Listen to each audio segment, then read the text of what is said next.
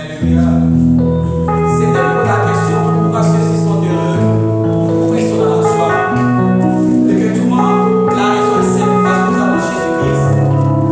Et nous sommes libres. Nous chantons parce que nous sommes libres. Nous chantons parce que nous sommes heureux d'appartenir à Jésus. Alléluia.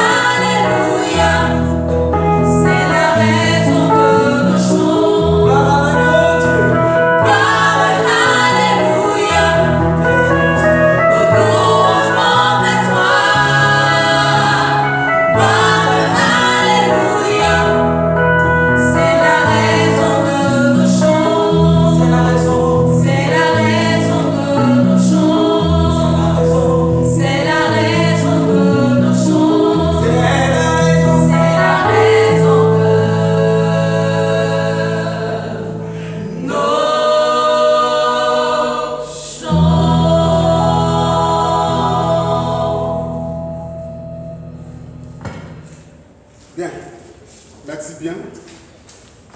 Une fois de plus, bonsoir à tous, ou bonjour à tous, et que Dieu bénisse vos cœurs. Nous continuons et nous abordons sur le thème général, la croissance malgré tout. Et nous sommes en train de traiter le sous-thème, et nous sommes à notre deuxième séance. Le sous-thème est la croissance, une imposition voulue de Dieu. Alors, poursuivant, ce soir, nous allons parler, sinon ce matin, nous allons parler d'un sujet qui est très important dans le processus de la croissance, c'est-à-dire la loyauté. Alors, pour cela, nous allons lire un passage, Amos 3, le verset 3. Amos 3, le verset 3. Nous allons faire la lecture pour ceux qui ont la Bible. Et je fais la lecture. Voici ce qui est écrit. Deux hommes marchent-ils ensemble sans être convenus? C'est une question. Alors pour que deux hommes marchent ensemble, cela fait appel à un consensus. Alors je suis en train de vous dire que l'un des facteurs de la croissance s'appelle la loyauté. La loyauté elle-même fonctionne en équipe. Il n'y a pas d'équipe sans loyauté. Donc, le maître mot de la croissance, c'est la loyauté. La loyauté est très importante. La loyauté est égale à fidélité. C'est-à-dire tenir parole et tenir ses engagements de façon à fonctionner comme Dieu le veut. La croissance est un thème qui est capital. La croissance est un thème qui est bouleversant. La croissance va bouleverser nos habitudes, va renverser les stéréotypes. La croissance va bouleverser nos habitudes. Elle va bouleverser nos attitudes. La croissance va imposer des recompositions.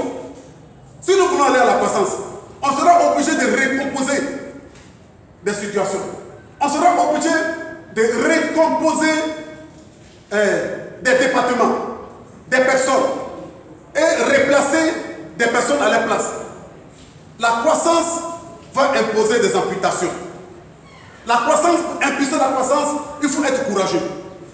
C'est pourquoi j'avais dit, dans les premiers moments, les premières fois où j'étais intervenu ici, j'avais dit, il ne peut pas avoir croissance sans la vie du leader.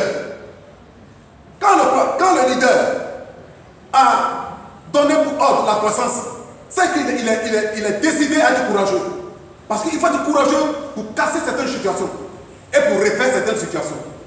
La croissance va exiger d'être courageux. Parce qu'il aura des recompositions, il aura des replacements. Donc la croissance, le facteur déterminant de la croissance, c'est la loyauté. Les critères d'une équipe qui va vers la croissance, c'est la loyauté. S'il n'y a pas de loyauté, il n'y a pas de début de croissance.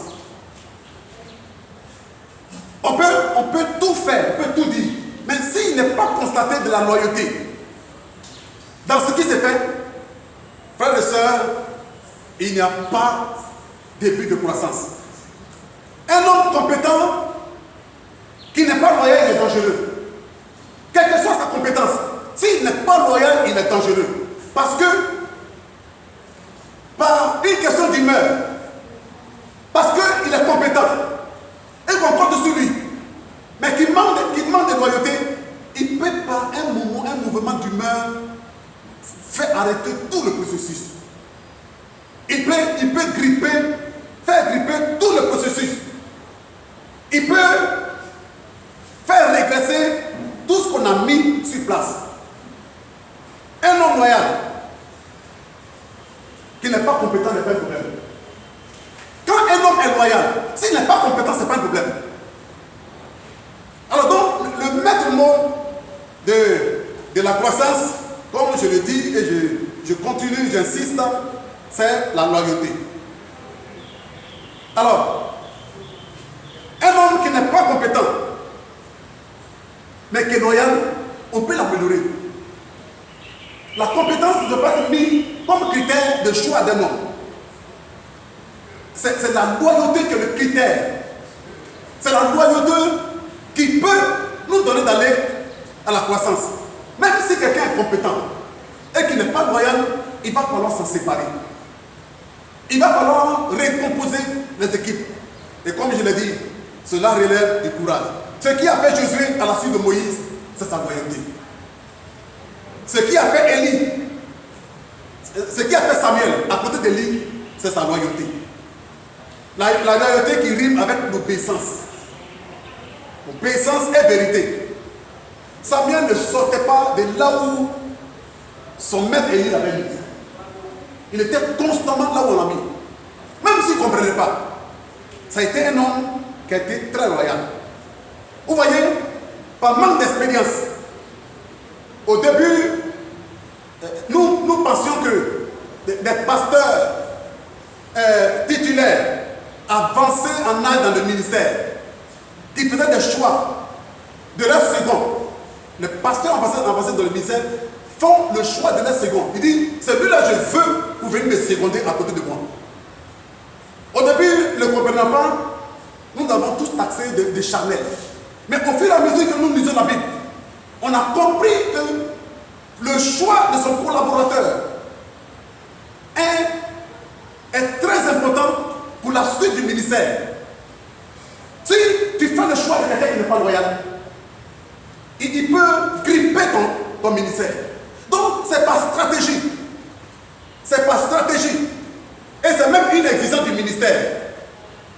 Que pour des objectifs que Dieu a donnés à certains leaders, eux-mêmes choisissent les personnes qui doivent les seconder. À cause de l'orientation que Dieu les a confiée. Alors donc, ils sont obligés de choisir leurs collaborateurs. La collaboration des hommes fidèles et des hommes qui sont loyaux. C'est pourquoi dans d'autres ministères, à partir du 31 janvier, enfin 31 décembre, plus personne n'est responsable. Parce que le responsable premier, le pasteur, voudrait récomposer son équipe. Celui qui n'a pas été loyal durant toute l'année, il les met à l'écart. Et puis il prend d'autres personnes qui trouvent loyales, et puis il les met au poste qu'il faut. Dieu appelle Moïse à le servir. En titre d'exemple, Dieu appelle Moïse à le servir, et le même Dieu qui appelle Moïse, il sait qu'il a appelé Moïse bête, c'est-à-dire une intimité de langage. Alors que le travail pour lequel Dieu l'appelle est un travail oratoire, il doit parler. Quand Dieu appelle Moïse, c'est pour devenir pasteur. Il doit parler. Mais cependant, Moïse s'étonne de ce que c'est dans son domaine d'infimité que Dieu l'appelle à fonctionner. Dieu l'appelle en tant que ministre à venir parler de sa part. C'est ce qui a fait que Moïse avait des difficultés à accepter que ce soit Dieu qui l'a appelé, à cause de son intimité de langage. Vous voyez, aujourd'hui, pour choisir quelqu'un comme instituteur, professeur, comme journaliste, comme diplomate, il faut avoir une très bonne code morale. Il faut qu'il parle bien. Alors, Dieu cherche et il prend quelqu'un qui a des difficultés de langage. Et puis il le prend, il le met à son service. Moïse va discuter avec Dieu. Il dit, je ne sais pas parler. Et c'est moi que tu parles. Dieu dit, c'est toi que j'ai choisi. Dieu a choisi l'homme Moïse, malgré qu'il savait qu'il ne savait pas parler. Et pour le supplier, Dieu suscite Aaron à ses côtés. Dieu suscite Aaron à ses côtés pour le supplier, pour le seconder. Aaron, très bon orateur, très bon code vocal. Quand il parle, il sait convaincre. Et parce qu'il a commencé à parler ainsi, et de tout s'appuyer sur lui en termes de langage, Aaron va se permettre de juger le choix de Dieu. Sur quoi? Sur son intimité. Aaron venait de faire une erreur très grave devant le Seigneur. Le jour où tu vas juger le leader que Dieu a choisi, sur son infirmité, ce même jour, tu perds ta raison d'être et ton ministère. C'est pas parce que tu sais parler, mais c'est parce que l'esprit de celui qui est le choix de Dieu, de celui qui est le berger, t'a appelé à travailler avec lui. Et ce qui est demandé de la collaboration, c'est la loyauté.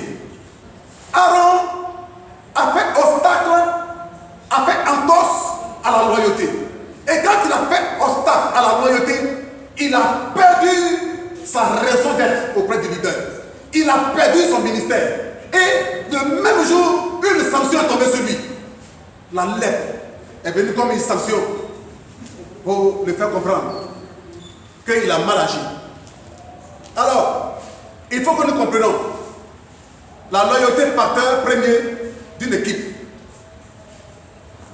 composée qui va vers la croissance. Vous voyez ce que David va faire. David a fait un test de loyauté à tous ses collaborateurs pour voir si ce qu'ils disent et ce qu'ils font est vraiment conforme. David a fait ce test-là à ses serviteurs avant de les prendre à son service. Alors, il faut dire que le choix premier de Dieu, c'est Moïse. Même si ce n'est pas parlé, c'est Moïse. Tu tiens ta position devant Dieu par rapport à Moïse. On ne peut pas vouloir aller plus loin que le leader. C'est la voix du berger qui est entendue, selon Jean 10, verset 3 à 5. Ce que vous ne saviez pas, c'est que nous bougeons tous en fonction du leader. Nous bougeons tous en fonction du leader. Alors il faut comprendre que pour arriver à la croissance, il faut que chacun marche dans la loyauté. La loyauté parle de la vérité. La loyauté parle de la vie de fidélité, la vie de sainteté. La vie de sainteté devant Dieu. Voilà. Alors il faut que nous le comprenions. L'équipe que Dieu veut constituer ici, ça va avec le succès de la loyauté. C'est la loyauté qui nous conduit au succès. Tu es appelé comme chantre, tu es appelé comme ancien, tu es appelé comme diaconesse, tu es appelé comme responsable du groupe de prière. Sans loyauté, tu ne peux pas accomplir ce que Dieu, pour lequel Dieu t'a appelé. Alors, sans loyauté, quelle que soit la compétence de l'homme, il faut s'en écarter. Alors, ce sont ceux qui sont loyaux que Christ a besoin pour que nous allions à la croissance et que Dieu bénisse tous vos cœurs. Merci bien.